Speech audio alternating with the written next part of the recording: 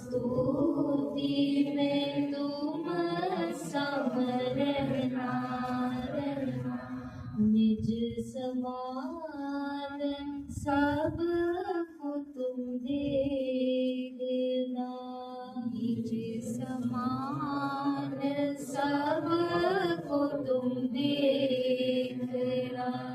सतगुरु का यही कहना कहना, सतगुरु का यही कहना कि साक्षी भाव में हर दम रहना रहना, कि साक्षी भाव में हर दम रहना रहना। सहनशीलता सहनशीलता, सद्भावना सद्भावना, भर दो हम में गुरु, भर दो हम में गुरु, बरसे कहना बरसे कहना। नम्रता का हम पहन गहना गहना, नम्रता का हम पहन गहना गहना। लोक वासना से बच के रहना रहना, लोक वासना से बच के रहना रहना। सतगुरु का यही कहना कहना, सतगुरु का यही कहना कि साक्षी भाव में हर दम रहना रहना, कि साक्षी भाव में हर दम रहना रहना। अपना पराया अपना पराया, राग द्वेषता राग द्वेषता, मन में आए ना मन में आए ना। मेरी प्रार्थना नाम जाति मेरे मन में भाए ना, नाम जाति मेरे मन में भाए ना। द्वैत भाव में मन मेरा जाए ना, द्वैत भाव में मन मेरा जाए ना। गुरुवर का यही कहना कहना, गुरुवर का यही कहना कहना, कि साक्षी भाव में हर दम रहना रहना, साक्षी भाव में हर दम रहना। मन में करता भाव मन में करता भाव, कभी आए ना कभी आए ना। साक्षी भाव कभी साक्षी भाव कभी, मन से भूले ना मन से भूले ना, मन से जाए ना। साक्षी भाव कभी साक्षी भाव कभी, मन से जाए ना मन से जाए ना। देह में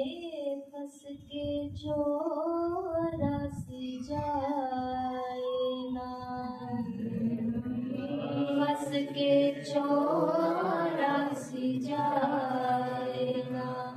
जीव भाव में सो हम भूले ना। जीव भाव में सो हम भूले ना। निरंजन का यही कहना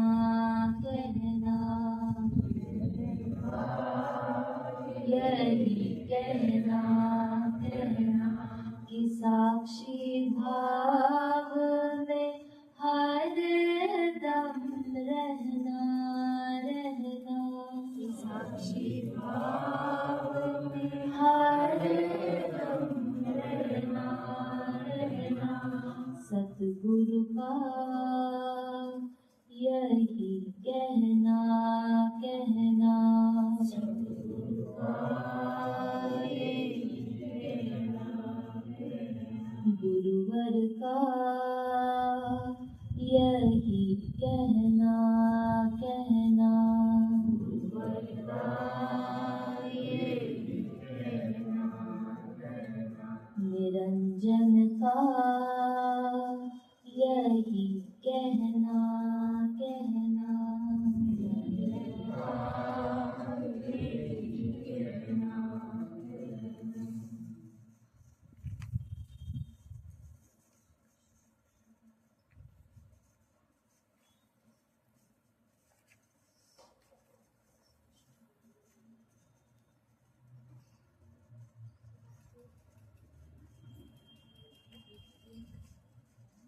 हृदय से निकाला नहीं।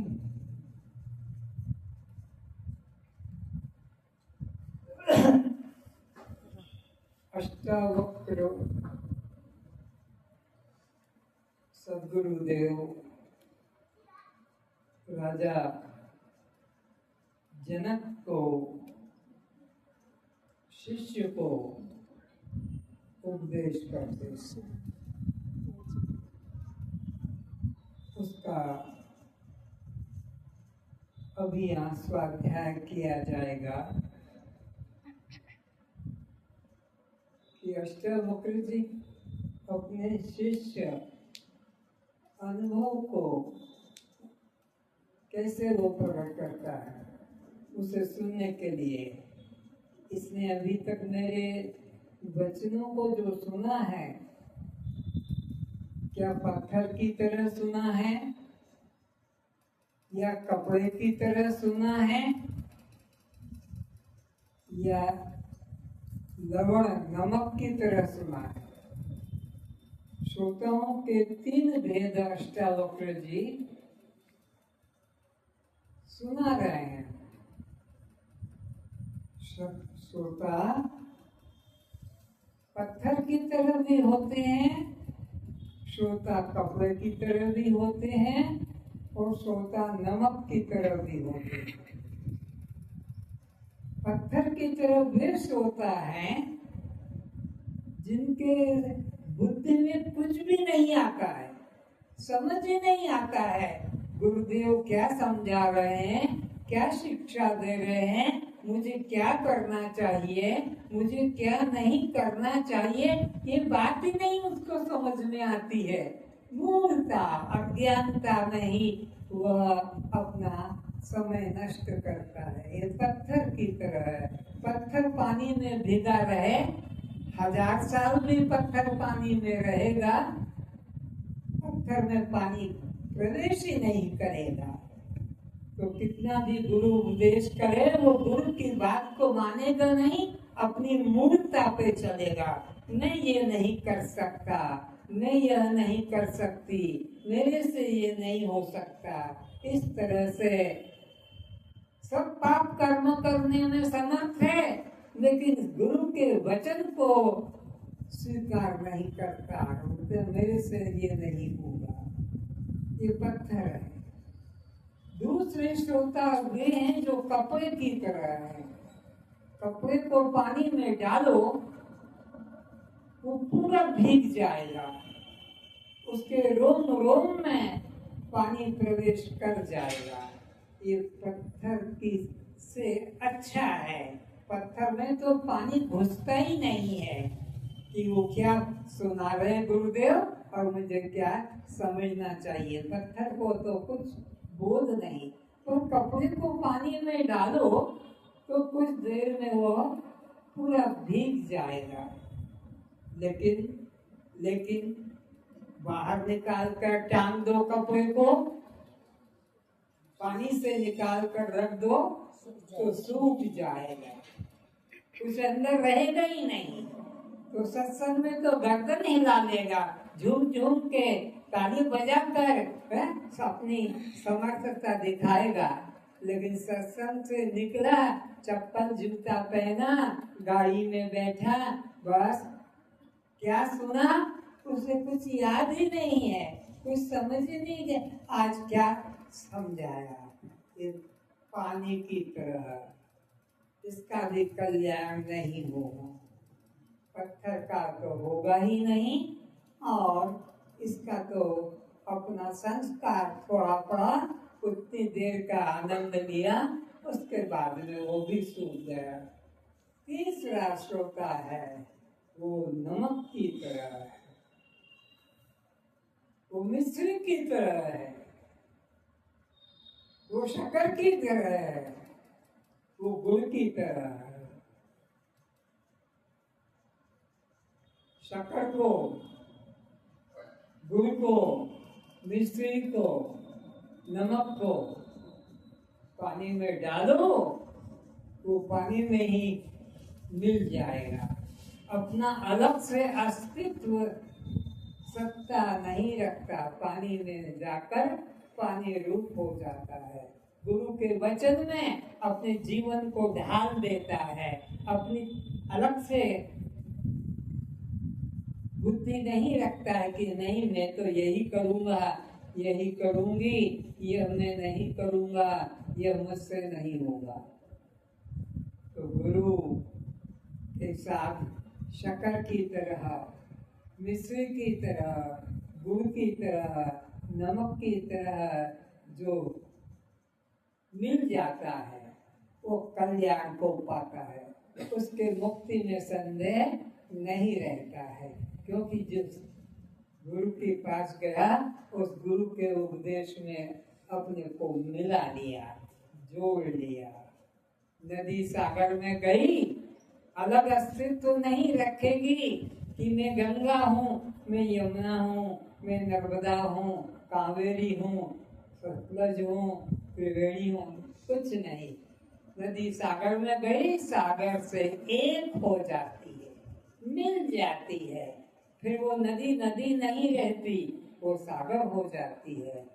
तो फिर इसी तरह का श्रोता होता है जो गुरु ने ज्ञान दिया, उस ज्ञान के साथ अपने को एक कर लिया कि मैं देह नहीं, मैं इंद्रियां नहीं, मैं अंतःकरण नहीं, मैं 14 त्रिपुटी नहीं, मैं पंचकोश नहीं, मैं 3 शरीर नहीं, 3 अवस्था में नहीं, स्थूल शरीर में नहीं, सूक्ष्म शरीर में नहीं, कारण शरीर में, इन सब से अलग, सबको जानने वाला साक्षी आत्मा, ये अनुभव जगाना है। इन सब दृश्यों को, इन समस्त वृत्तियों को, इन समस्त गुणों को, इन समस्त शरीरों को, इन समस्त अवस्थाओं को, इन समस्त इंद्रियों को, इन समस्त भूतों को, इन समस्त तत्वों को जानने वाला साक्षी आत्मा। बस मैं साक्षी आत्मा हूँ, मैं जानने वाला हूँ, मैं देखने वाला हूँ, मैं दृष्टा साक्षी आत्मा। ये उत्तम कोटि का श्रोता है। तो कल्याण की इच्छा रखने वालों को न कभी पत्थर की तरह बनना है और न कपड़े की तरह बनना है। बनना है तो मिश्री की तरह बनो, शक्कर की तरह बनो, एक हो जाओ उन वचनों से। अष्टावक्र जी राजा जनक को यह उपदेश करते हैं और पूछते हैं, तूने क्या पानी की तरह या अपने को पत्थर की तरह या अपने को नमक की तरह बनकर सुना, अपना अनुभव बता। जनक जी कह रहे हैं कि मुझ आत्मा रूपी सागर में यह विश्व रूपी नौका मन रूपी पवन के द्वारा इधर उधर फिरती है। जनक जी कह रहे हैं कि मुझ आत्मा रूपी सागर में मैं कौन हूँ? जनक जी शिष्य गुरुदेव को क्या कहते हैं? मैं आत्मा रूपी सागर में विश्व रूपी नौका, विश्व रूपी नौका और मन रूपी पवन के द्वारा इधर उधर हवा के झोंके में बह रहा है। वह किधर भी बहे किंतु मुझे छोड़कर कहीं भी नहीं जा सकेगी। किंतु वह किधर भी बहे मुझे छोड़कर कहीं भी नहीं जा सकेगी। कौन बहेगी? नौका में मैं जब बैठ गया हूँ तो पवन के झकोरे से इधर उधर किधर भी जाए लेकिन मुझे छोड़ नहीं सकेगी। मैं उसमें दृढ़ रूप से स्थित हूँ, क्योंकि उस जगत नौका का अधिष्ठान जल सागर तो मैं ही हूँ। उस जगत नौका का अधिष्ठान जल सागर मैं ही हूँ। उस अधिष्ठान नौका का जो जल है वह अधिष्ठान जल नहीं हूँ।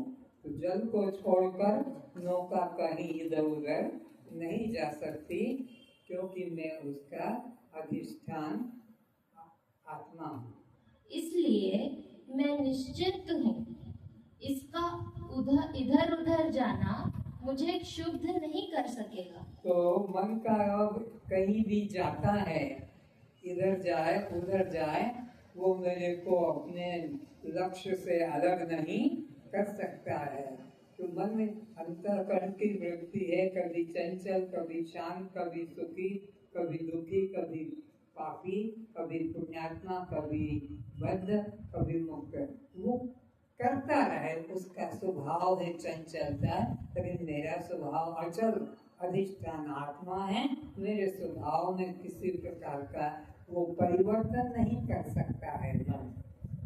यह जगत नौका चले ना चले, सड़े टूटे डूबे तीव्र गति से चले। ये जीवन रूपी नौका, जगत रूपी नौका चले ना चले, कहीं टकरा जाए, टूट जाए, हट जाए, पर मेरे साक्षी स्वरूप में, मेरे दृष्टा स्वरूप में, मेरे आत्म स्वरूप में वो कोई परिवर्तन नहीं ला सकेगा। मुझ दृष्टा साक्षी आत्म सागर को कोई आपत्ति नहीं है।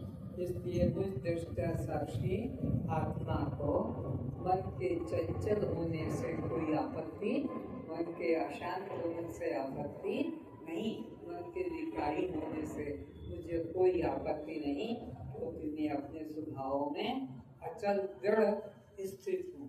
मेरे को कुछ बिगाड़ नहीं सकता।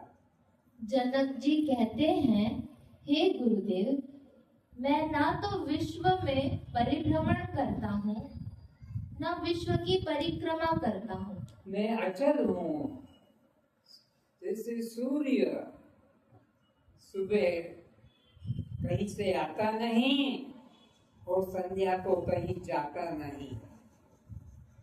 मैं अचल आत्मा हूँ, मेरे में कहीं जाना आना, सृष्टि की उत्पत्ति हो तो मेरी उत्पत्ति नहीं, और सृष्टि का प्रलय हो तो मेरा कोई प्रलय नहीं। मैं अचल आत्मा हूँ। फिर से मैं ना तो विश्व में परिभ्रमण करता हूँ, न विश्व की परिक्रमा करता हूँ। न मैं विश्व की, तो जो अचल है वो परिक्रमा कैसे करेगा? जो अचल है, तो मैं न विश्व की परिक्रमा करता हूँ, न विश्व मुझे चलायमान कर सकता है। मैं तो सच्चिदानंद स्वरूप, अचल, अखंड, निर्लेप, निष्क्रिय असंग साक्षी आत्मा हूँ। मेरा स्वभाव कैसा है? अपना अनुभव बता रहे हैं जनक जी कि मेरा स्वभाव तो अचल है, अखंड है, सच्चिदानंद है, निर्विकार है, निर्दोष है। इसलिए मेरे को कोई भय नहीं कि मेरे को वह अपने मार्ग से विचलित भी नहीं कर सकता। मैं अचल आत्मा हूँ, मैं सच्चिदानंद आत्मा हूँ। मेरा न जन्म है न मृत्यु है। मैं सदा देखता रहता हूँ, सदा चैतन्य हूँ, सदा आनंद रूप हूँ। जैसे अलंकारों का आधार अधिष्ठान एकमात्र स्वर्ण ही है, कैसे? जैसे अलंकारों का आधार अधिष्ठान एकमात्र स्वर्ण ही है, जैसे कई आकार हैं, चूड़ी है, चेन है, अंगूठी है, कमर बंद है, बाजू बंद है, सिर का कोई अलंकार हो, कोई भी अलंकार हो, टूटे जुड़े बने, लेकिन स्वर्ण से कभी अलग, नाम अलग अलग है, आकार अलग अलग हैं, उपयोग अलग अलग हैं, लेकिन स्वर्ण की सत्ता अधिष्ठान से वे कभी विचलित नहीं होते। आत्मा अधिष्ठान में हो, मन अलंकारों की तरह है, यह हाथ पैर इंद्रियां अलंकारों की तरह है, मैं स्वर्ण की तरह हूँ। उस स्वर्ण को ये मन, ये बुद्धि, ये चित्त, ये अहंकार, ये 5 ज्ञानेंद्रियां, ये 5 कर्मेंद्रियां, ये 5 प्राण, ये 5 भूत, ये 25 तत्व विचलित नहीं कर सकते।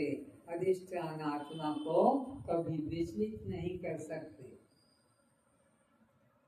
स्वर्ण से अलंकार कभी पृथक हुआ ही नहीं, तब अलंकारों का स्वर्ण परम धाम ही है। तो अलंकार के बनने बिगड़ने से स्वर्ण में कोई विकार आता नहीं। ऐसे इंद्रियों के व्यवहार होने से, शरीर के व्यवहार होने से, मन की चंचलता शांतपन से मेरे अखंड स्वभाव में कोई परिवर्तन नहीं आता। अलंकारों का स्वर्ण नित्य प्राप्त है। अलंकार होने पर भी अलंकारों को स्वर्ण कहीं ढूंढने जाना नहीं पड़ेगा, मांगना पड़ेगा नहीं, खोजना नहीं पड़ेगा। नित्य स्वभाव है अलंकारों का स्वर्ण, स्वभाव है। स्वभाव से कभी वो अलंकार से, स्वर्ण से कभी अलंकार अलग होते नहीं। उसे पाने हेतु अलंकारों को किसी प्रकार का साधन नहीं करना पड़ता। घड़ा जो मिट्टी का बना है, उसे अब कहीं खोजने के लिए जाना नहीं पड़ेगा, वो बना ही मिट्टी से है। अब उसे मिट्टी खोजने के लिए कहीं जाना नहीं पड़ेगा। तो जो अलंकार स्वर्ण से बने हैं, स्वर्ण को खोजने के लिए कहीं जाना नहीं पड़ेगा। उसी प्रकार ये दृश्य जगत मुझसे बना है, तो परमात्मा को खोजने के लिए कहीं जाना नहीं पड़ेगा। न ही अलंकारों को विकृत होने से स्वर्ण में किसी प्रकार का विकार होता है। अलंकार टूट जाए, किसी विकार को पा जाए, पिघल जाए आग में जल के, तो भी स्वर्ण में कोई अंतर पड़ता। अलंकार हर अवस्था में स्वर्ण ही है। तो इसी तरह जीव हर अवस्था में ब्रह्म ही है। मैं न कहीं जाता हूँ न आता हूँ। आत्मा सूर्य की तरह है, उदय अस्त में न आता है न कहीं जाता है, वो अपनी जगह पर विद्यमान रहता है। तो ऐसे ही मेरे को न 84 में जाना पड़ता है, न 100 रेकॉर्ड में जाना पड़ता है, न कोई पाताल लोक जाना पड़ता। मैं अखंड एक रस सूर्य की तरह हूँ। न मेरे लिए पृथक कोई परम धाम है। मेरे लिए कोई पृथक परम धाम भी नहीं है कि जहाँ जाकर मुझे मुक्ति मिले, शांति मिले। नहीं, मैं हर अवस्था में अचल हूँ और मुक्त हूँ, शांत हूँ। ना गंतव्य स्थान है, ना कोई मंजिल है। मैं अविचल और स्थिर हूँ। यह संसार रूपी विराट जहाज मन रूप पवन द्वारा मुझ चैतन्य महासागर में आता जाता रहता है। ये विराट सागर और ये समुद्र में जो मन रूपी जहाज है, यह कितना भी विचलित हो पवन के द्वारा तो भी सागर में कोई परिवर्तन आता नहीं। मुझ सामान्य चेतन अस्थि भांति प्रिय स्वरूप पर यह नाम रूप कल्पित माया का खेल चलता है। परमात्मा नाम रूप से रहित है और अस्थि भांति और प्रिय रूप में है। अस्थि यानी सत है, भांति यानी चित है और प्रिय यानी वो आनंद रूप है। असच्चिदानंद परमात्मा ही अस्थि भांति प्रिय रूप से विद्यमान है। नाम रूप का केवल भेद है जो मिथ्या है, कल्पित है। इंद्रियों में मैं मन रूप हूँ। इंद्रियाणाम मनश्चास्मि। मैं ही सब भूतों का आदि, मध्य तथा अंत हूँ। एक ब्रह्म सत्ता, एक अखंड सत्ता से भिन्न न नाम है, न रूप है, न दृश्य जगत है। मैं ही सब नाम रूप बना हूँ और मैं ही जगत रूप बना हूँ। दूसरी सत्ता ही नहीं है। सत्ता दूसरी होती तो नाम रूप अलग अलग होते, पर एक ब्रह्म सत्ता के अतिरिक्त दूसरा यहाँ कुछ भी नहीं है। और वो ब्रह्म सत्ता मुझसे अलग नहीं, बल्कि वो मैं स्वयं ही हूँ। मुझ व्यापक सर्वाधिष्ठान चेतन सागर की यह मन मेरी लहर मात्र है। मन क्या है? ये लहर है और लहर कभी जल से अलग नहीं होती है। तो आत्मा का यह मन लहर है और लहर मन आत्मा से कभी भिन्न नहीं होता है। इसलिए यह मन मुझ अधिष्ठान सागर से भिन्न नहीं है। फिर यह मन मुझ अधिष्ठान सागर से भिन्न नहीं है। तो ये मन जो है जैसे अलंकार स्वर्ण से भिन्न नहीं है, यह घड़ा मिट्टी से भिन्न नहीं है, उसी प्रकार ये मन भी मुझ आत्मा से भिन्न नहीं है। मन के विचलित होने से मुझ आत्मा में कोई परिवर्तन नहीं।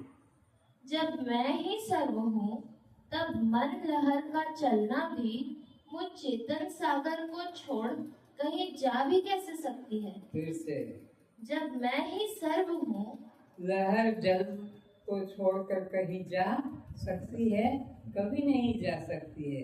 मन मुझ आत्मा की लहर है, चाहे जैसे विचलित हो, वो मुझ आत्मा को छोड़कर कहीं जा मुर्दा कहीं जा नहीं सकता। चेतन ही में जाना आना होता। मन यह मुर्दा है, यह मुझे छोड़कर कहीं नहीं जाएगा। अतः मन के चंचल शांत होने से मेरी किसी प्रकार की न हानि है न लाभ है। न मुझको कुछ लाभ है मन के रुक जाने से कि मन अचल हो गया, रुक गया, निर्विषय हो गया।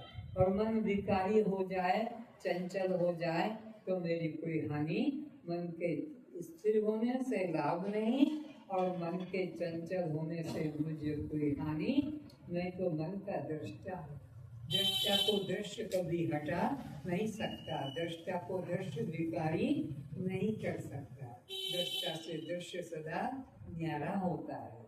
तब मन को किसमें वह क्यों लय करे? फिर से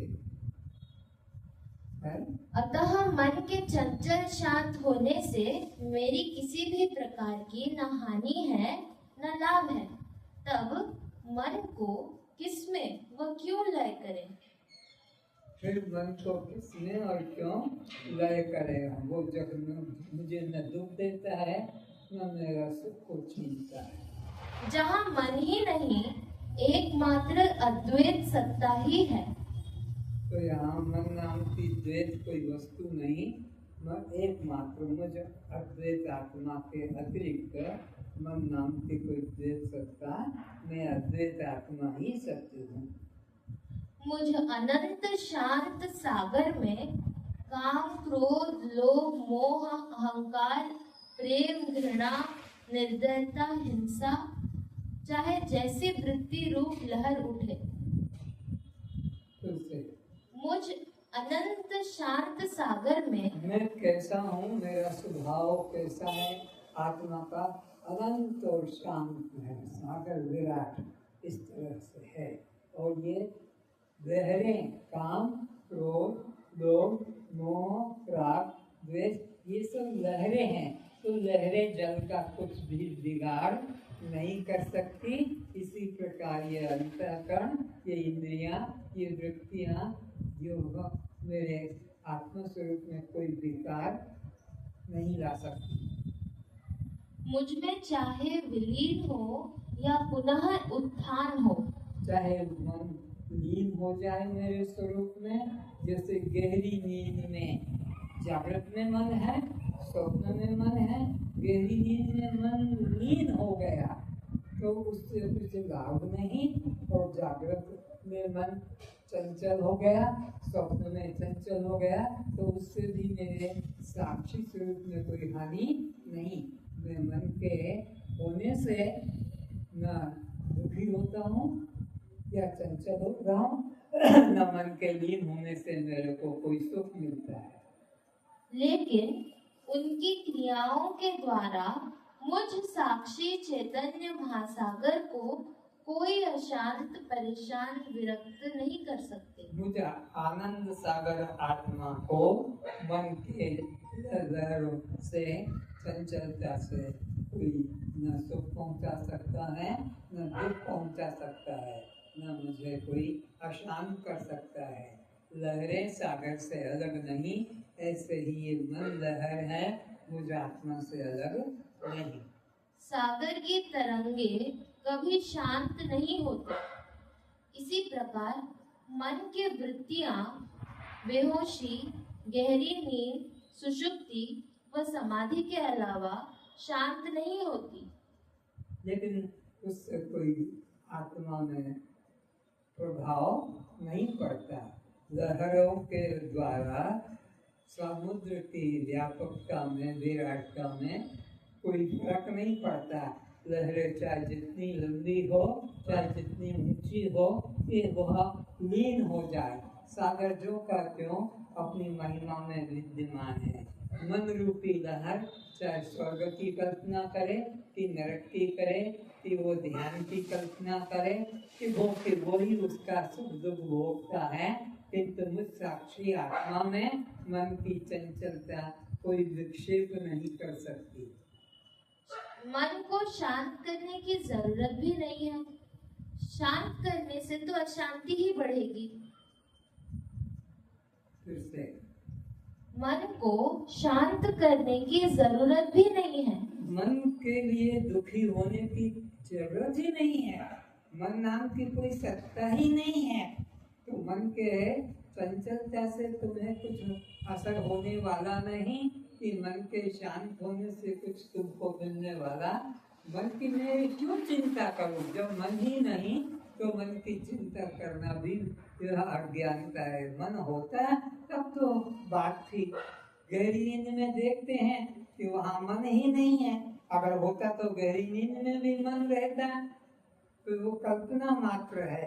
इसलिए जब मन ही नहीं तो मन की चिंता क्यों करूं? मन को शांत करने से तो अशांति ही बढ़ेगी। तो उसमें तुम्हें साधन करना पड़ेगा।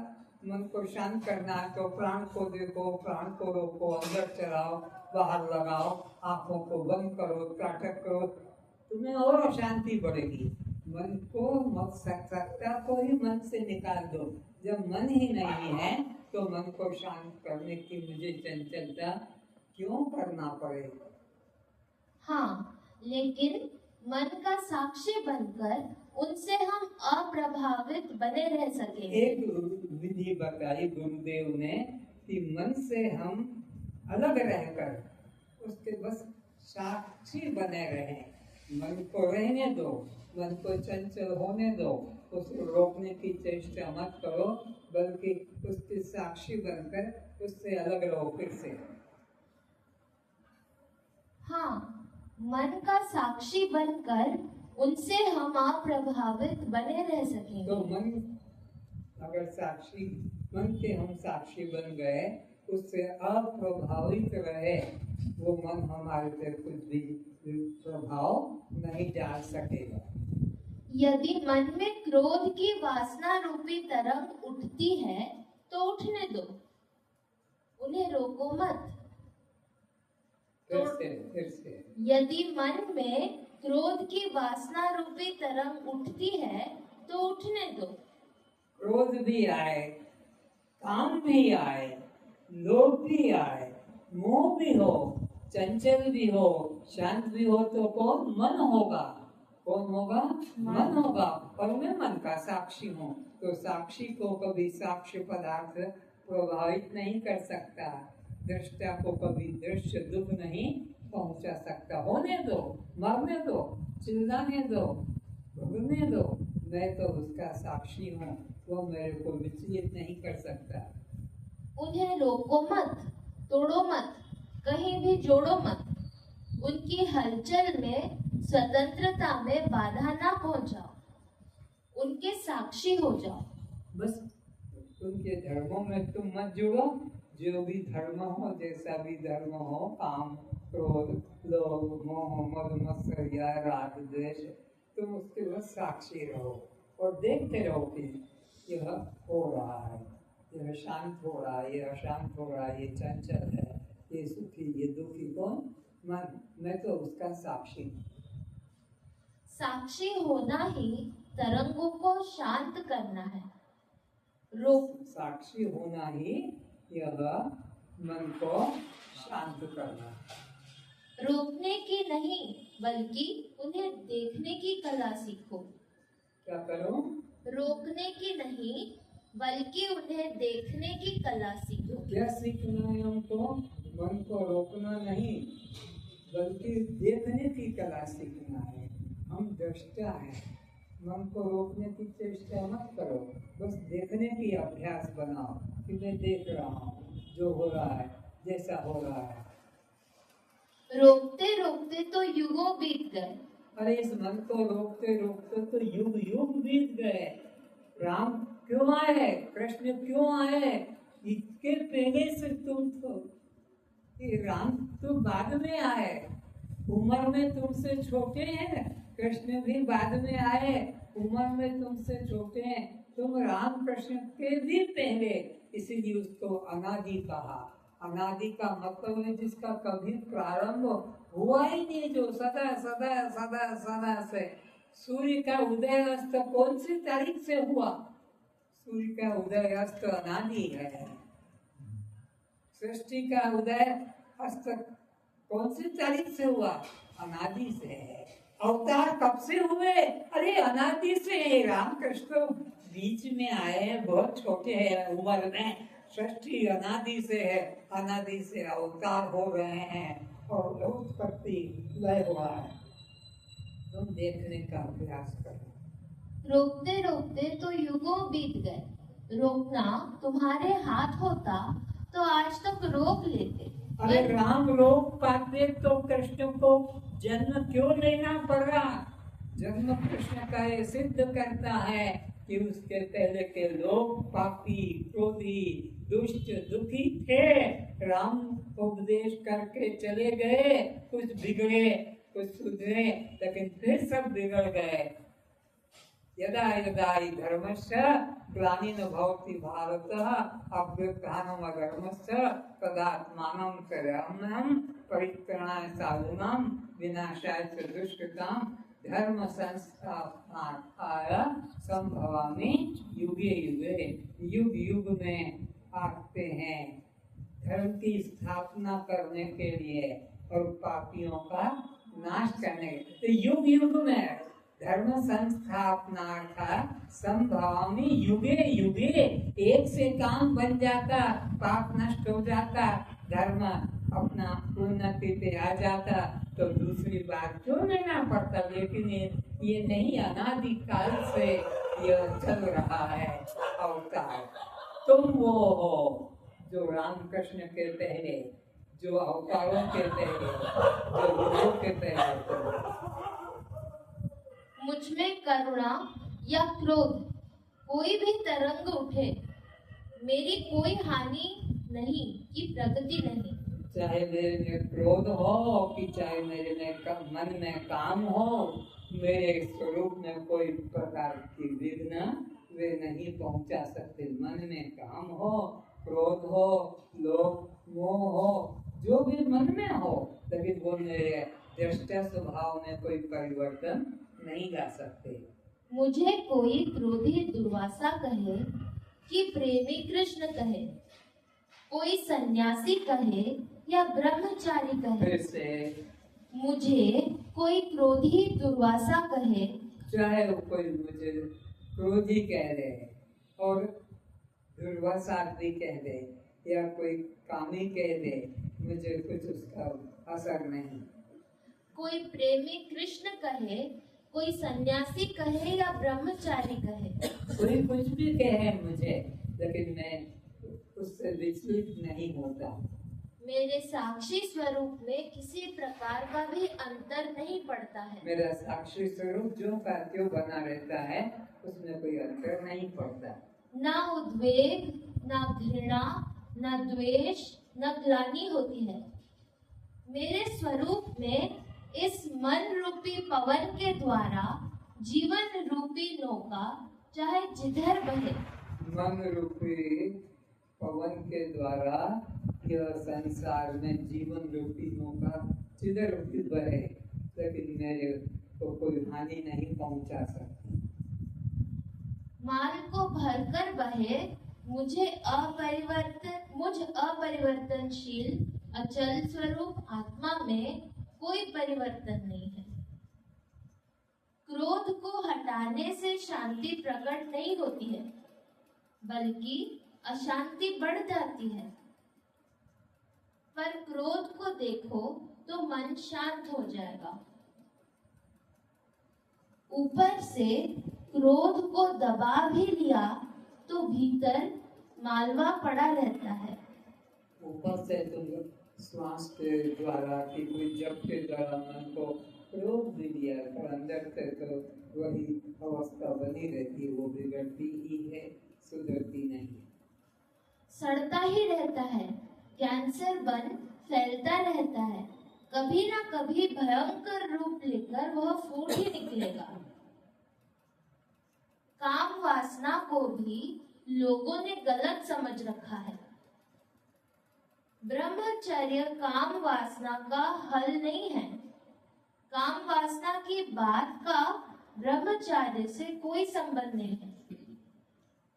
काम वासना को रोक कर संभाल नाप तोल कर खर्च करने से कोई ब्रह्मचर्य उपलब्ध नहीं कर सकता। तो ये विचार मन से निकाल दो कि हम काम निष्कामी हो जाए। निष्काम हमारा, हम तो साक्षी बन कर रहे हैं। काम क्रोध लोभ मोह वृत्ति को रोकने को दबाने को चेष्टा नहीं करें, वो उनका काम कर रहे हैं, हम अपना देख रहे हैं कि वो चंचल है या शांत है। देह से पृथक मैं ब्रह्म हूँ, इस चिंतन का नाम ब्रह्मचर्य है। फिर से देह से पृथक मैं ब्रह्म हूँ। मैं क्या हूँ? ब्राह्मण हूँ, क्षत्रिय हूँ, वैश्य शूद्र हूँ, उड़िया बंगाली मारवाड़ी गुजराती हूँ, स्त्री हूँ, पुरुष हूँ, मिनिस्टर हूँ, कलेक्टर हूँ, सेक्रेटरी हूँ, डॉक्टर हूँ। यही सबसे बड़ा पाप है, ये आत्महत्या का होना है। इस प्रकार का विचार मन में लाना कि मैं स्त्री हूँ, मैं पुरुष हूँ, सधवा हूँ, विधवा हूँ, ब्रह्मचारी हूँ, कि ब्राह्मण हूँ, कि सन्यासी हूँ, या अमुक मेरी जाति नाम है, ये विचार ही आत्महत्यारा का पाप ग्रहण करना है। और परमात्मा मंदिर में है, परमात्मा तीर्थ में है, परमात्मा स्वर्ग में है, परमात्मा वैकुंठ में है, परमात्मा चित्र में है, परमात्मा मूर्ति में है। उसको जाकर मैं प्रणाम करूंगा, फल चढ़ाऊंगा, पुष्प चढ़ाऊंगा, दीपक जलाऊंगा, ये ब्रह्म हत्यारा है। इसको ब्रह्म हत्यारे का सजा मिलेगी जो ब्रह्म सत्ता को अपने से बाहर किसी चित्र में, मूर्ति में या तीर्थ में या लोक में कि उस लोक में वो वहाँ है, मैं जाऊंगा और उसको पाऊंगा और उसको पुष्प फल चढ़ाऊंगा। ये विचार ही उस जीव को ब्रह्म हत्यारे की सजा दिलाएगा। और मैं स्त्री पुरुष हूँ, ब्राह्मण क्षत्रिय हूँ, ये विचार ही उसको आत्महत्यारे की सजा दिलाएगा। दोनों हत्याओं से बचना है, न तो देह को मैं मानना और न तो परमात्मा को अपने से भिन्न अन्य जानना है। देह को मैं माने रहोगे, आत्महत्यारे बने रहोगे, और परमात्मा को भिन्न माने रहोगे तो ब्रह्म हत्यारे बने रहोगे। ब्रह्मचर्य यानी ब्रह्म जैसी चर्या। ब्रह्मचर्य का मतलब है ब्रह्म जैसी झलक हो। वो दृष्टा है, हम भी दृष्टा हैं, वो साक्षी है, हम भी साक्षी। ये ब्रह्मचर्य होना है। वो नित्य है, हम भी नित्य हैं। वो अखंड है, हम भी अखंड है। वो अगोचर है, हम भी अगोचर है। वो अकर्ता है, हम भी अकर्ता है। ऐसा विचारना ब्रह्मचर्य का है। उसका काम वासना से कोई संबंध नहीं है। उसका स्त्री संबंध से कोई संबंध नहीं है।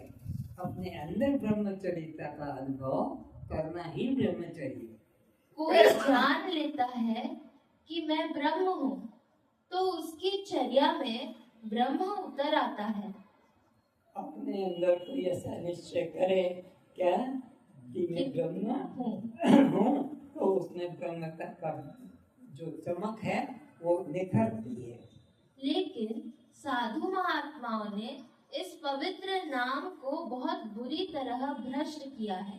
किंतु साधु महात्माओं ने ये काम को या क्रोध को, लोभ को, मोह को या ब्रह्मचर्य को बहुत तरह से भ्रष्ट कर दिया। अलग अलग अर्थ समझाकर लोगों को भ्रमित कर दिया और लोग उस गलत मार्ग में निकल पड़े। ब्रह्मचर्य का मतलब है अब शादी नहीं करेंगे, ब्रह्मचर्य का मतलब है स्त्री से संबंधित है, ऐसे भ्रष्ट कर दिया लोगों को गलत अर्थ कर करके। ब्रह्मचर्य का अर्थ मैं दृष्टा हूँ, मैं साक्षी हूँ, मैं आत्मा हूँ, मैं अखंड हूँ, अचल हूँ, असंग हूँ, अगोचर हूँ, अकर्ता हूँ। ये निखरना चाहिए अपने अंदर। जैसे जितना बर्तन को मांजा जाता है उतनी चमक निखरती जाती है, तो अपने अंदर ब्रह्मचर्यता का जितना विचार करोगे वही तुम्हारी ब्रह्मचर्य है। यह कहकर कि ब्रह्मचर्य यानी स्त्री पुरुष का संभोग संबंध से विरोध। ब्रह्मचर्या में कहीं काम वासना की बात ही नहीं है। ज्ञान पाकर गृहस्थ संतान उत्पत्ति कर भी ब्रह्मचारी हो सकता है। फिर से ज्ञान पाकर, ज्ञान के बिना कभी कोई ब्रह्मचर्य हो नहीं सकता। जीवन भर तुम अपना स्त्री संबंध से अलग रहो तो भी तुम ब्रह्मचर्य नहीं, भ्रष्टाचार्य हो। जिसको ब्रह्म का अनुभव हुआ है उसी की चर्या ब्रह्म जैसी होगी। किसकी चर्या ब्रह्मचर्या होगी? स्त्री का संबंध न करने वाले की नहीं, बल्कि जिसने अपने को देह से पृथक में दृष्टा साक्षी, ये जिसने विचार को परिपक्व किया है वही ब्रह्मचर्य है, वही ब्रह्मचर्यता है। जिसको मन में सब प्राणियों के प्रति एक आत्म भाव हो गया है, उनके द्वारा इस जीवित अवस्था में ही संपूर्ण संसार जीत लिया गया है। फिर से जिसके मन में ये सुनना ध्यान से। हाँ, जिसको मन में सब प्राणियों के प्रति सब प्राणियों के प्रति एक ब्रह्म का, अब कोई दूसरा ने नानास्ति किंचन एकमेव अद्वितीय ब्रह्म, एक ब्रह्म का निश्चय हो गया। उनके द्वारा इस जीवित अवस्था में ही संपूर्ण संसार जीत लिया गया है। उनके द्वारा मरने पर नहीं, जीवित अवस्था में ही संपूर्ण सागर संसार को जीत लिया है। किन्होंने? जिन्होंने सबने एक ब्रह्म का ही निश्चय कर दिया, दूसरा कोई अन्य नहीं मानता है, उन्होंने जीवित अवस्था में ही जीते जी भव सागर पार कर दिया है। अब उनको कोई मरने के बाद में फिर जन्म लेकर साधन करना नहीं पड़ेगा। अज्ञानी को तो बारंबार जन्मना मरना लगातार चला आ रहा है, लगातार चलता रहेगा। लेकिन जिस जीवन में ये जान लिया कि एक ब्रह्म के अलावा दूसरा यहाँ कोई नहीं है, उन्होंने जीते जी संसार सागर जीत लिया है। क्योंकि सच्चिदानंद घन परमात्मा निर्दोष, पक्षपात रहित और सम है। फिर से, क्योंकि सच्चिदानंद घन परमात्मा कैसा है? सत सदा रहेगा, चित चैतन्य है और आनंद रूप है। तो यह सच्चिदानंद स्वरूप आत्मा निर्दोष, पक्षपात रहित और सम है। और वह मैं स्वयं, मुझसे वो भिन्न अन्य नहीं है कि कोई अलग से बैकुंठ में बैठा है, कि वृंदावन में बैठा है, कि स्वर्ग में, और वो सच्चिदानंद ना, वो सत्य, वो चित, वो आनंद आत्मा मैं स्वयं हूँ। यह भाव मन में रखना है। इससे वे ज्ञानी जो सब भूतों के प्रति आत्मा भाव रखते हैं, वे भी ब्रह्म में स्थित हैं। तो सब में ब्रह्म भाव रखते हैं, वे ज्ञानी पुरुष खुद ब्रह्म भाव में स्थित हैं और सबको ही ब्रह्म देखते हैं। यही उपनयन धारण करना है। बस आज इतना ही।